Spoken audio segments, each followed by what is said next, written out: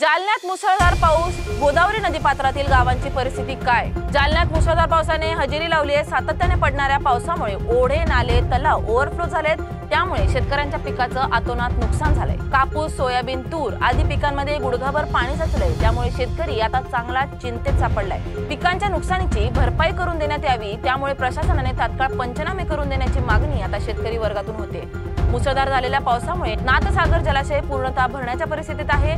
त्यामुळे गोदावरी नदी दुथडी भरून वाहते, म्हणून प्रशासनाकडून सतर्कतेचा इशारा गोदापट्ट्यातील गावांना देण्यात आला असला तरी पुढील 1 वर्ष तरी गोदापट्ट्यातील गावांचा पाण्याचा प्रश्न मिटणार आहे। या गावांची नेमकी परिस्थिती काय आहे जाणून घेतले आमचे प्रतिनिधी अजय गाडे यांनी। सध्या स्थितीमध्ये ऑरेंज आणि रेड अलर्ट जाहीर करण्यात आलेला आहे आणि अथंग असा पावसाचा सध्या जोर सुरू आपल्याला पाहायला मिळतो। त्यामुळे नदी, नाले, तलाव असे उत्तुंग भरताना आपल्याला पाहायला मिळतात। मी सध्या गोदावरी नदीच्या काठावर आहे आणि आपण पाहू शकता की ही गोदावरी नदी आहे आणि ही पूर्णतः भरल्याचं आपल्याला चित्र या ठिकाणी पाहायला मिळतंय। एकंदरीतच ज्या पावसाने हजेरी लावलेली होती त्या पावसामुळे शेतकऱ्यांचं अतोनात नुकसान झालेलं आहे आणि त्यामुळे कुठेतरी सोयाबीन असेल, तूर असेल किंवा इतर जी पिके आहेत त्या पिकांचं मोठ्या प्रमाणात नुकसान झालेलं आहे। आज आपल्यासोबत काही शेतकरी आहेत, आपण त्यांच्याकडून जाणून घेण्याचा प्रयत्न करूया की किती प्रकारचं नुकसान या ठिकाणी झालेलं आहे आणि कशा पद्धतीची नुकसान भरपाई त्यांना मिळावी या संदर्भात बोलण्यासाठी माझ्यासोबत शेतकरी आहेत। दादा, काय सांगणार, कसं नुकसान तुमच्या या ठिकाणी झालेलं आहे, काय वाटतंय, काय सांगणार? आज आपण उत्तरेश्वर उक्कडगाव या ठिकाणी आलेले आहोत।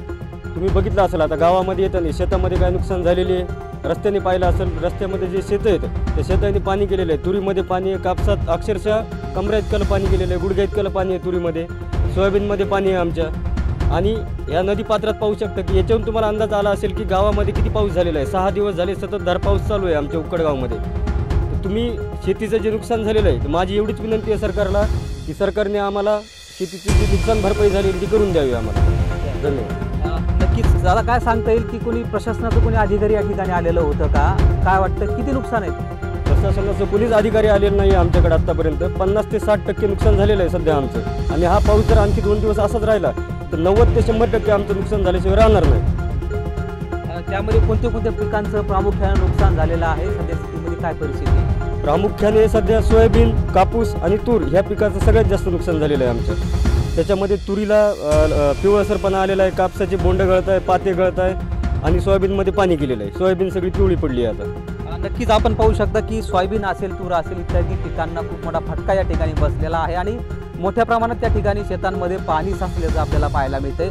आणखीन शेतकरी बांधव आपल्यासोबत आहे। दादा, काय सांगणार, कशी सध्याची परिस्थिती आहे? पावसामुळे खूप मोठं नुकसान झाल्याचं पाहायला मिळतंय, काय वाटतंय, कशी परिस्थिती आहे? सध्या कापसाला उगवायला लागला, जरा जळा लागले पाण्याने। काय वाटतं, प्रशासनाचं कोणी अधिकारी तुमच्यापर्यंत आतापर्यंत आलेलं आहे का? नाही, कोणीच नाही आला।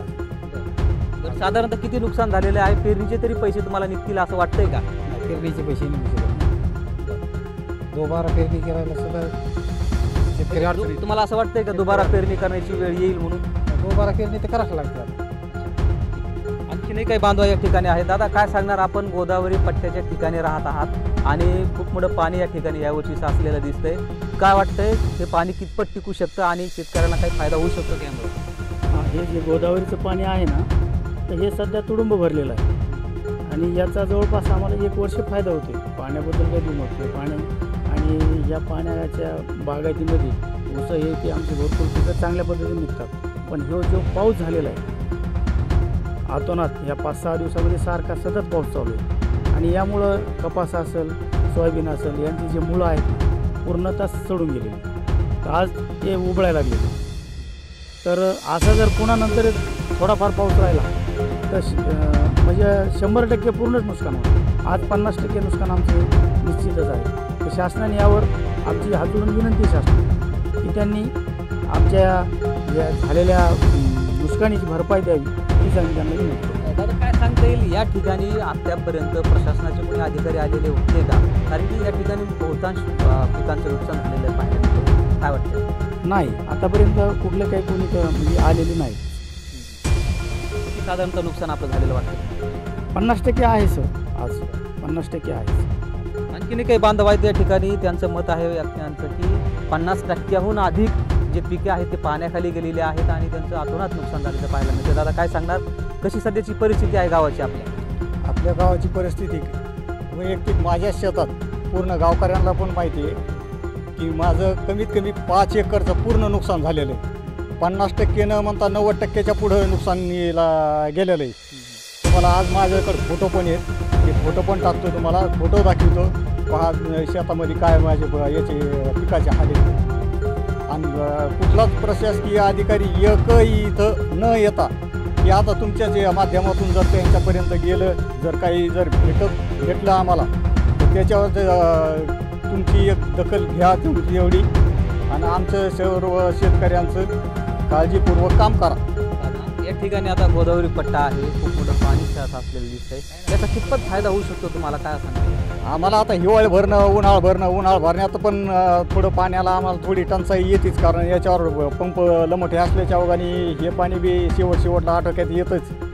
तर ते शासन थोडंफार सोडितं म्हणा, पण हे ऊसापुरतं आणि याच्यापुरतं, पण बाकीच्या पिकाला काही निसर्गाच्या याच्यावर ते एक पीक हाती लागत नाही ना. नक्कीच आपण या ठिकाणी पाहू शकता की मागील काही दिवसांपासून संततधार पावसाची सुरुवात जालना जिल्ह्यामध्ये झालेली आहे आणि त्यामुळे शेतकऱ्यांचं अतोनात नुकसान या ठिकाणी पाहायला मिळते. एकंदरीत पाहायला गेलं तर गोदापट्ट्याची ही जी गावं आहेत या ठिकाणी जरी गोदावरीचे पाणी पूर्णतः भरलेलं जरी दिसत असलं तरी मात्र पुढे शेतकऱ्यांचे जे प्रश्न आहेत, जे पाण्याचे प्रश्न आहेत, जे शेती संदर्भातले जे प्रश्न आहेत, पिकांच्या संदर्भातील हे कुठेतरी आपल्याला